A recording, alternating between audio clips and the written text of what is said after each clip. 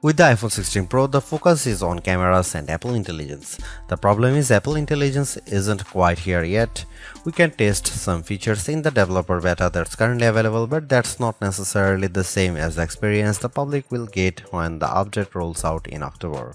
It's not unprecedented for new iPhones to launch without some marquee features, sure, and thankfully there is still plenty that the iPhone 16 Pro brings. From camera control, the fusion camera, and other video related updates to slightly bigger displays and iOS 18, the iPhone 16 Pro and Pro Max are intriguing successors, even absent the wanted intelligence features that are still to come. Arguably, the biggest change to the iPhone 16 lineup, not to mention the iPhone 16 Pro, is the introduction of camera control. This is a button on the right side of the device which has touch and pressure sensors on it to enable greater control with swipes and semi-presses. One of the things this was supposed to do was let you push slightly on the button to trigger focus, similar to what half pressing a DSLR shutter button would do. That function won't be available at launch, so I can't say if it's effective. But by the large, camera control is a very Apple approach to a feature that has been around for years. From phones by Sony and Nokia with dedicated shutter buttons to Android handsets with hardware-based double-click shortcut, the notion of quick access to your camera without having to fudge with the screen is a popular one. For good reason too. I've hated having to swipe or long press the icon on my iPhone's lock screen in the past, and even though I could set the iPhone 15 Pro section button to open the camera, it just wasn't positioned well and I'd have to give up my mute button. So, Apple isn't breaking new ground with its hardware shortcut for a frequently used app, but it does do a few things differently. With the touch sensor, you can swipe on it to tweak things like exposure, zoom levels, and tone, and the half press still works as a way to select options or go back out of menus within the camera control interface. In theory, it's a nice way to make changes in the fly.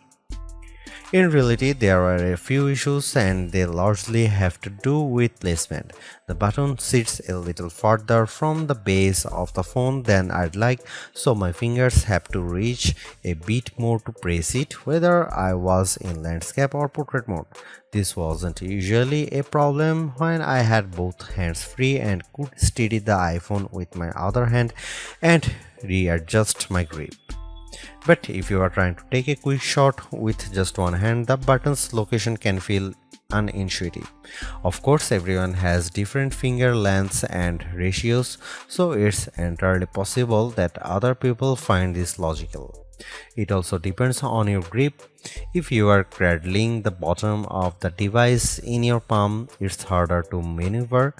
If you are covering part of the screen and reaching out for the button head on, it's slightly easier to use camera control.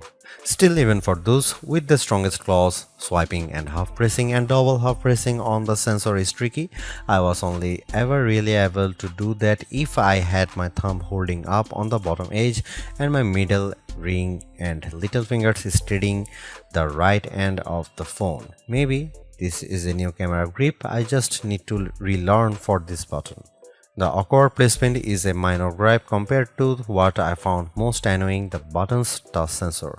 Not only was it difficult to swipe through different settings when holding the device with one hand, it also reacts to accidental touches and swipes. Sometimes the phone would slide down my palm and change the exposure or zoom level, completely ruining the vibe. I should point out that you can go into accessibility settings to either tweak or swipe sensitivity or turn it off altogether if it really bothers you. Honestly, if you are planning on making adjustments with camera control, it's best to have time, patience, and both hands free. In those situations, I had a lot of fun editing settings and watching them be reflected in the viewfinder in real time. I also liked zooming in and out of subjects, decomposing a shot and tweaking exposure till I liked what I saw before then pushing down to snap the picture. I especially loved this while recording video since it makes slowly zooming in or out of a subject smoother than using the on-screen slider. Even if you are not a glutton for buttons, there are still some camera updates that might intrigue you. This year's flagships sport what Apple calls a 48 megapixel fusion camera, which has a faster quad pixel sensor. This enables what the company describes as zero shutter lag, which is wording it has used repeatedly over the years. In this case, it's referring to how quickly the camera will capture a shot after you press the shutter button. I will admit I was initially confused by this update in part because it requires relearning some behaviors I had adopted to mitigate the shortfalls of older cameras.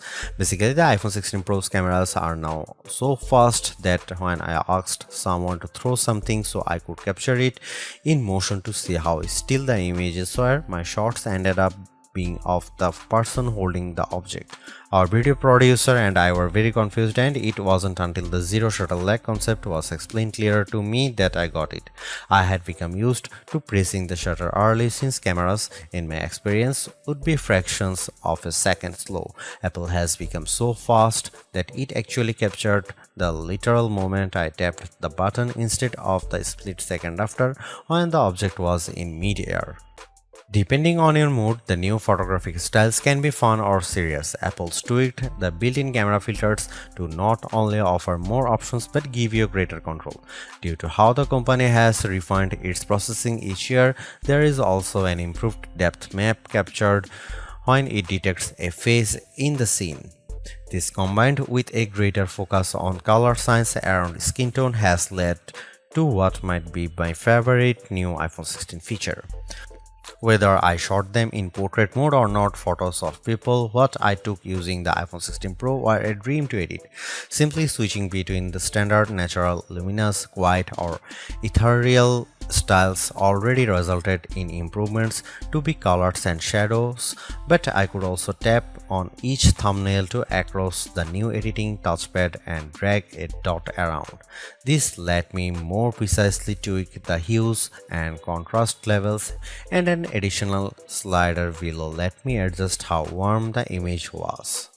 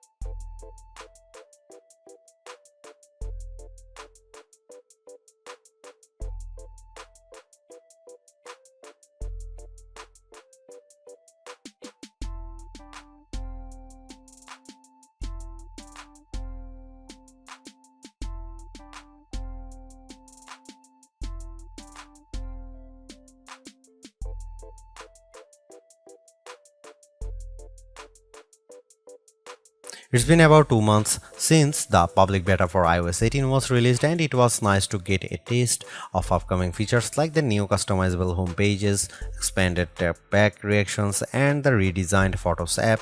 With the iPhone 16 launch, iOS 18 is basically ready for prime time with some caveats. This year, more than ever, it's hard to figure out what's coming to your iPhone and what isn't. With the release of Apple Intelligence slated for October, features like writing tools, cleanup for photos, and the redesigned Siri won't be ready till next month, and even then, your non-Pro iPhone 15 won't be compatible. Plus, some features that were teased at WWDC like Genmoji still haven't been added to the iOS 18.1 developer beta, which is where most Apple Intelligence features have been arriving as a preview for app makers. Within the iPhone 16 lineup too, there are things coming only to the Pro models like multi-layer recording in voice memos. It's confusing and can make choosing your iPhone a trickier decision, but for this review at least, the iPhone 16 Pro and Pro Max are getting everything. I cannot wait to try out multi-track recording in voice memos, and I hope Apple sees this yearning as a sign that it should bring this to more devices. It was nice to get time with iOS 18 even in the absence of Apple Intelligence. Honestly, I'm not even sure I'd like those features that much. In a similar way, Gemini AI was nice on Pixel 9 Pro series but didn't feel like must-haves. Some of the new iOS 18 touches I noticed immediately are the refreshed control center, which took some getting used to as I had to relearn how to swipe back to the home page since there are more pages to scroll through now. I especially enjoyed seeing the new little chat bubble appears on my voice recordings, indicating that a transcript had been generated for them, and though I haven't exchanged messages with Android toting friends yet, I'm glad to see RCS support is finally live this week.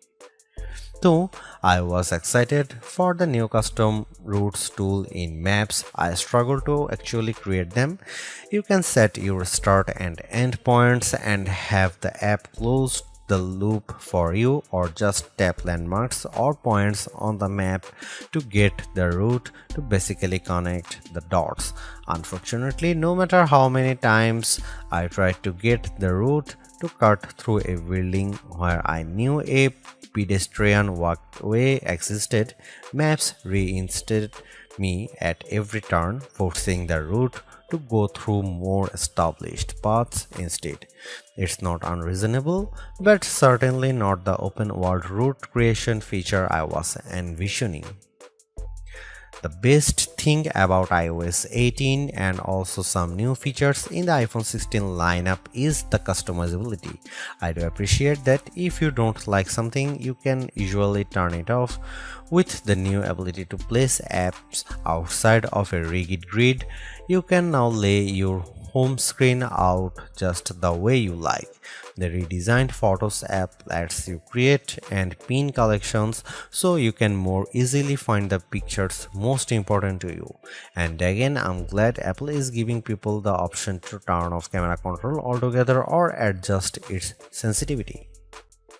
The iPhone 16 Pro and Pro Max are powered by Apple's A18 Pro chip, which are built on second generation 3nm technology and a new architecture with smaller, faster transistors. All this is meant to deliver unprecedented efficiency according to Apple's press release.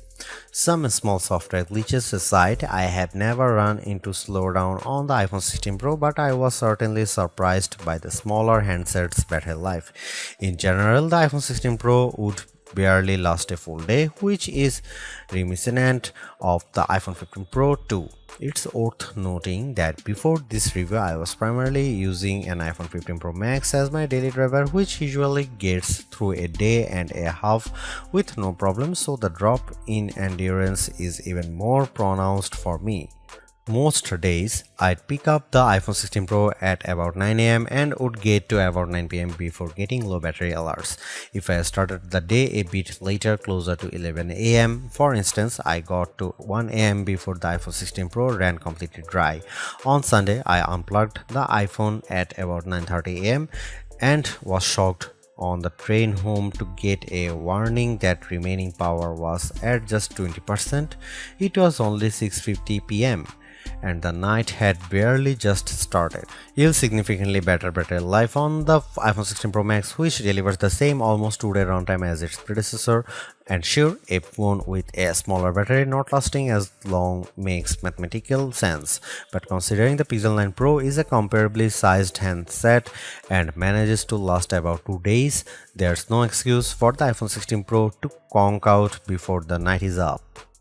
One of the best things about the iPhone 16 Pro lineup is that unlike last year, there isn't much of a trade-off in cameras if you opt for the smaller device. The iPhone 15 Pro Max had a 5x telephoto zoom camera, and while the iPhone 15 Pro only went up to 3x, As a budding photographer of skittish wild animals, I opted for the Max, especially since it was much lighter than its predecessors thanks to the titanium build. With the iPhone 16 Pro having essentially the same camera system as the Pro Max, I thought it was time for me to go back to a size that was much easier on my hands. Alas, with the disappointing battery performance, I might just have to stick with the Max, and you might too. There is also the non-Pro iPhone 16 models to consider, and just as there are fewer differences than ever between the Pro and Pro Max, the trade-offs aren't as significant this year either. Apple brought the previously Pro exclusive action button on the iPhone 16 and 16 Plus, while also including the camera control on its less premium phones. The main things that set the two lines apart this year are processors, screen quality, camera sensors, and onboard mics. You will lose support for Pro RAW photos and multi-layer recording by opting for the cheaper devices too. Otherwise, you will still have all the iOS 18 and Apple Intelligence features coming to the Pros, as well as spatial audio recording, which enables the audio mix I described in the camera section earlier. Apple's caution is sometimes warranted, especially at a time when mistrust of AI-generated content runs rampant. The company taking its time to get Apple Intelligence right is understandable, but its deliberation doesn't always lead to winners. While I appreciate the attempt to differentiate camera control with the touch sensor for more versatility, I am not yet convinced on its usefulness. The good news is, and I cannot stress this enough, you have the option to tune it to your liking, and that's the theme I'm seeing in recent Apple features that hint at more thoughtfulness than usual. If you don't like something, or if something isn't right for your needs, you can adjust or disable it. In iOS 18, you have greater control over your home screen's app layout and can pin custom collections for easier reach. In the Photos app, the action button introduced last year could have been a spectacular fail had Apple not let you still keep it as a mute switch, but it managed to give people more functionality while maintaining the status quo for those who are just as resistant to change. Change is scary, change is hard, but without change there is no progress.